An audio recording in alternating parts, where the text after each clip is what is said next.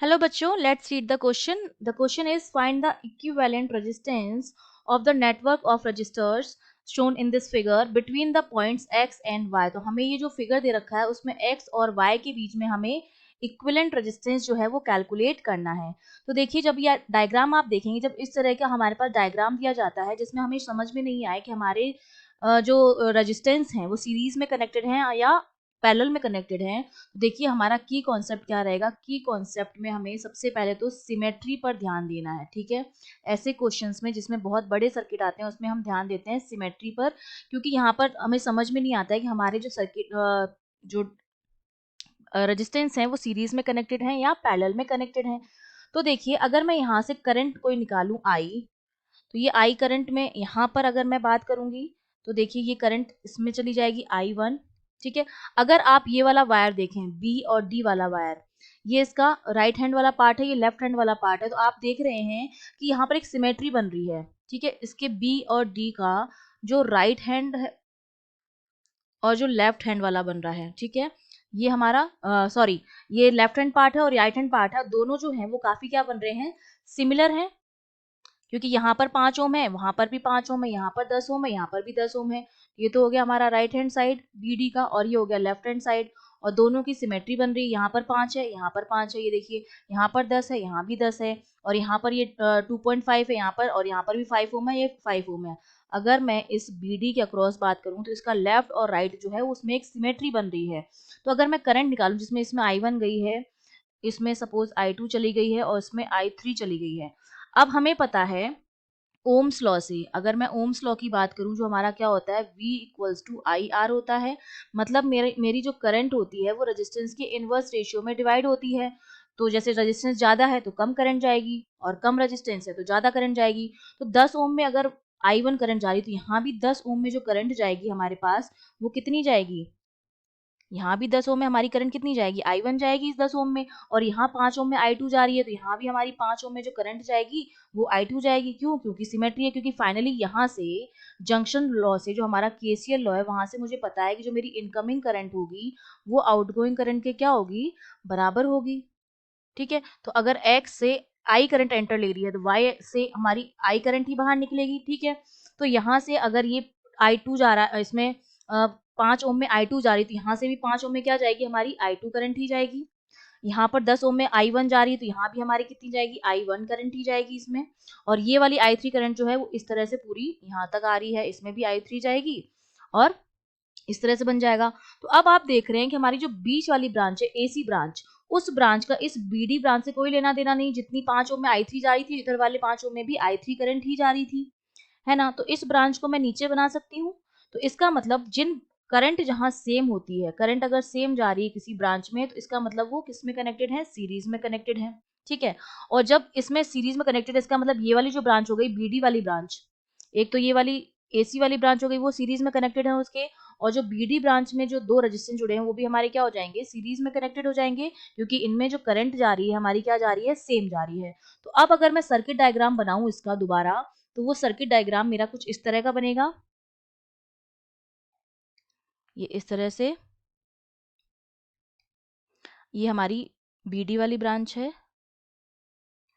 ठीक है, और ये यहाँ पर,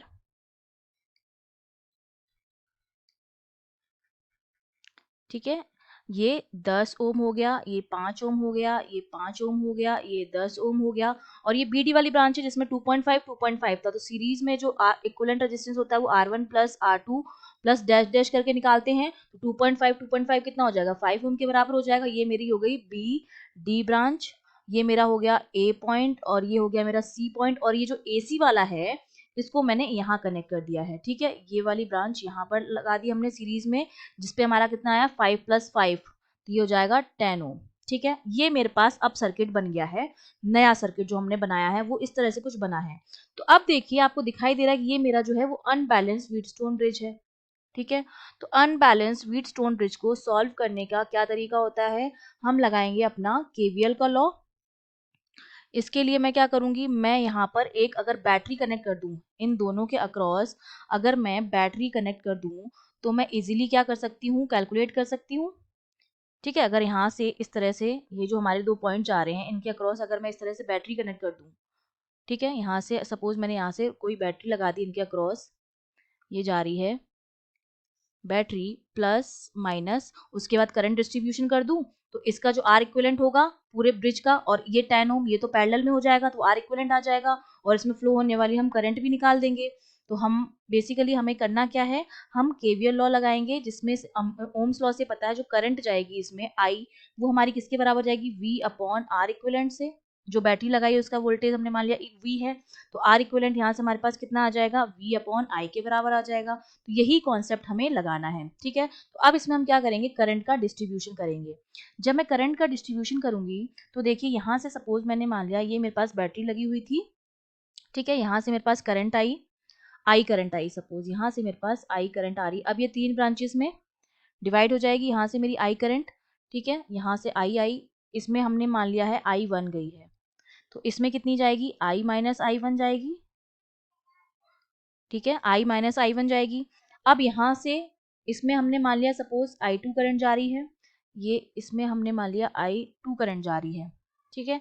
तो इस ब्रांच में जो करंट जाएगी वो हमारी कितनी हो जाएगी, यहाँ से आई 2 जा रही है और यहाँ से आई 1 आ रही है, तो इसमें कितनी जाएगी, आई 1 प्लस आई 2 करंट जाएगी, और यहाँ से आई 1 प्लस आई 2 आई, यहाँ से आई 2 आई है, यहाँ से आई माइनस आई 1, तो इस ब्रांच में हमारी कितनी जाएगी, आई minus I 1 minus I 2 current जाएगी, ठीक है। और यहाँ पर आके वापस जब निकलेगी करंट तो हमारी आई के बराबर हो जाएगी, आई 1 प्लस आई 2 आई 1 ये कैंसिल आउट हो जाएगा, आई बचेगा केवल मेरे पास।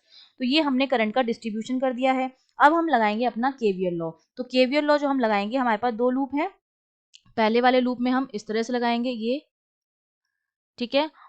तो यहाँ पर जब हम केवीएल लॉ लगाएंगे अपने लूप में, जो हमारा लूप कौन सा हो जाएगा, ए बी डी ए, ठीक है, ए बी डी ए वाला जो लूप है उसमें जब हम लगाएंगे तो देखिए रेजिस्टेंस कितना है, -10।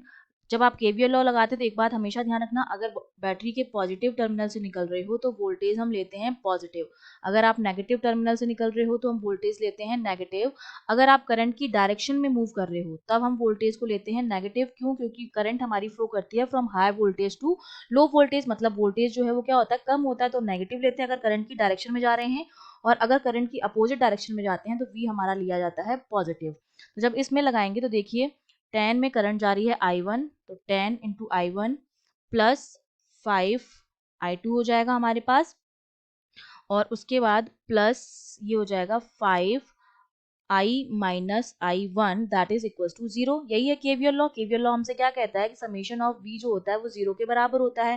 तो इस लूप में हमने लगा दिया तो ये मेरा इसके बराबर आया है, ठीक है। अब इसको जब मैं सॉल्व करूंगी, सेकंड वाला लूप ले लिया मैंने, सेकंड वाले लूप में मैंने डायरेक्शन जो है वो इस तरह से ले ली, ठीक है, ये इस तरह से डायरेक्शन ले ली, और ये लूप हमारा क्या हो जाएगा, बी डी सी बी, ठीक है। अब हमने B D C B loop ले लिया है।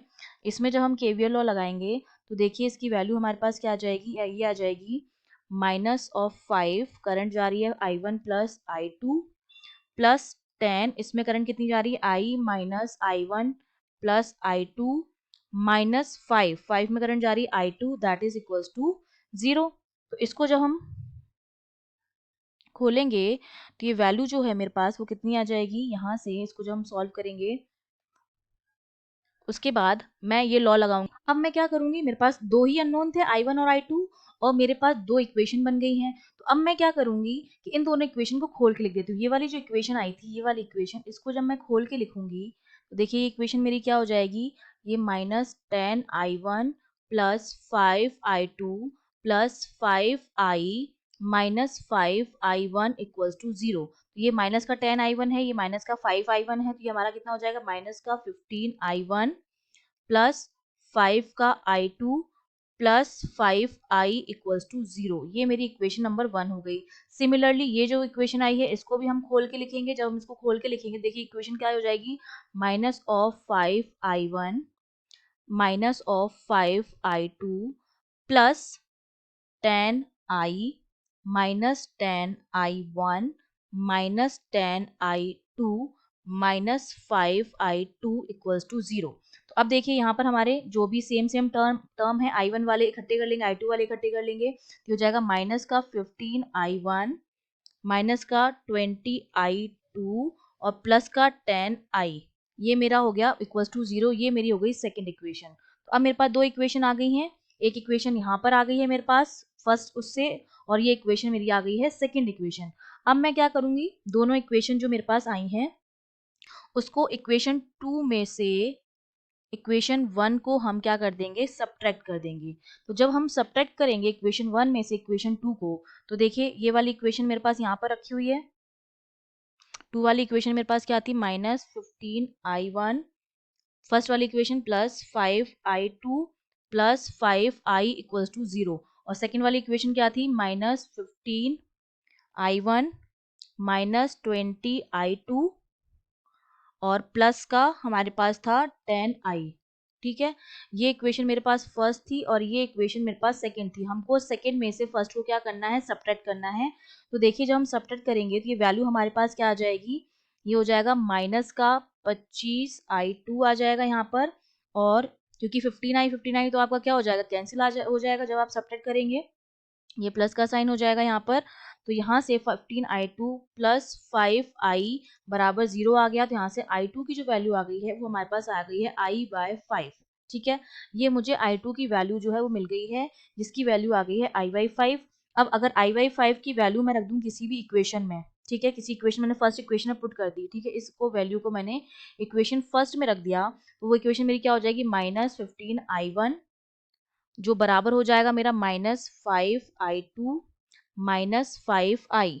तो इसको जब हम रखेंगे यहाँ वैल्यू पर, तो ये हो जाएगा माइनस का 15i1 इक्वल्स टू माइनस का 5i2 की वैल्यू हो जाएगी i/5 -5i। तो यहाँ से 5 तो आपका कैंसिल हो जाएगा, तो ये मेरे पास क्या हो जाएगा, ये मेरे पास बन जाएगा 15i1 जो मेरे पास हो जाएगा वो बराबर हो जाएगा i प्लस 5i के बराबर, जो मेरा कितना होता है i प्लस 5i 6i हो जाएगा। तो यहाँ से i1 की जो वैल्यू आ जाएगी वो 6i/15 हो जाएगी।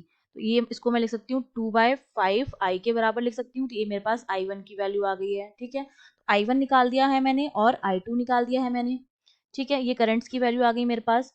अब मुझे क्या निकालना है, वोल्टेज मुझे गिवन है, तो आर इक्विवेलेंट जो मेरा है वो किसके बराबर होता है, आर इक्विवेलेंट जो हो जाएगा वो हो जाएगा हमारा इसके अक्रॉस जो वोल्टेज है, ये जो पॉइंट है एक्स और वाई के अक्रॉस जो वोल्टेज है वो V X minus V Y upon I, ये हमारा आर इक्विवेलेंट था। तो ये मेरा हो जाएगा यहाँ से V A minus B B, ठीक है, इस ये वाली पॉइंट पर, और प्लस में ये मेरे पास क्या आ जाएगा B B minus B C. ठीक है, ये हो जाएगा मेरे पास एक्स और वाई के अक्रॉस वोल्टेज। ठीक है, अपॉन आई। तो पहले मैं ये जो वोल्टेज है वो कैलकुलेट कर लूँ। तो देखिए मैंने अपना करंट का डिस्ट्रीब्यूशन यहाँ कर रखा था, तो यहाँ से इसके अक्रॉस में वोल्टेज आएगा। ठीक है, आई इंटू आर होता है वोल्टेज, वो मैं निकाल दूंगी, ए माइनस बी वाला निकाल दूंगी, बी ए माइनस बी बी इस ब्रांच से आ जाएगा मेरे पास जिस ब्रांच में I1 करंट जा रही है, और B B minus B C जो जो 5 जिसमें 5 ओम का करंट है उसमें I1 प्लस I2 करंट जा रही है, तो इसके अक्रॉस वोल्टेज आ जाएगा आई इंटू आर करके, तो आई तो जा रही है I1 plus I2 into are 5 हो जाएगा, और ए बी वाली ब्रांच में 10 इंटू I1 हो जाएगा। तो यहाँ पर मैं क्या करूंगी, अब वोल्टेज की वैल्यू रख देती हूँ। ठीक है, तो वोल्टेज जो मेरा आ जाएगा V X minus V Y, वो मेरे पास कितना हो जाएगा, ये बी बी वाली ब्रांच में कितना है 10, और करंट इसमें जा रही थी I1 plus B B minus B C, इसमें 5 ओम का लगा हुआ है और करंट जा रही थी I1 प्लस I2 के बराबर। ठीक है, तो इसको जब हम सॉल्व करेंगे तो ये वैल्यू मेरे पास कितनी आ जाएगी, क्योंकि मुझे I1 और I2 की वैल्यू पता है, तो मैं इसको लिख सकती हूँ 10, और I1 मेरा कितना आया था 2i/5 के बराबर आया था, प्लस ये मेरा 5, और I1 तो आया है 2i/5 के बराबर, प्लस I2 मेरा आया है i/5 के बराबर। ठीक है, तो ये हो जाएगा V X minus V Y के अक्रॉस वोल्टेज। इसको जब हम सॉल्व करेंगे तो इसकी वैल्यू जो आती है वो 4i प्लस 3i, क्योंकि 5 5 से कैंसिल हो जाएगा, ये 5 2, और यहाँ से भी कैंसिल हो जाएगा, ये वाला 5 ये वाला 5 और ये वाला 5 कैंसिल हो जाएगा। तो ये जो आएगा V X minus V Y, ये किसके बराबर आ जाएगा, ये तो 4i हो गया यहाँ पर, और यहाँ पर 3i हो गया। तो 4i प्लस 3i हमारा किसके बराबर होता है, 7i के बराबर होता है। तो ये मेरा आ जाएगा 7i। तो अब मैं इजीली निकाल सकती हूँ अपना आर इक्विवेलेंट। आर इक्विवेलेंट हमारा किसके बराबर था, इसके V X minus V Y upon I के बराबर था। तो आर इक्विवेलेंट अब मेरा कितना हो जाएगा, V X minus V Y 7i आया है अपॉन आई, ये मेरे पास क्या आ गया है 7 ओम के बराबर आ गया। ये वाला जो आर इक्विवेलेंट आया है हमारा वो आया है व्हीटस्टोन ब्रिज का। ठीक है, ये वाला जो था पूरा का पूरा यहाँ से लेकर यहाँ तक। अब इसके पैरेलल में 10 ओम और लगा हुआ है, ठीक है, तो मुझे इसके पैरेलल में 10 ओम लगा हुआ है, तो अब हमें उस पूरी उसका निकालना है। तो उस 10 और 7 को मैं क्या करूंगी, पैरेलल में जोड़ दूंगी।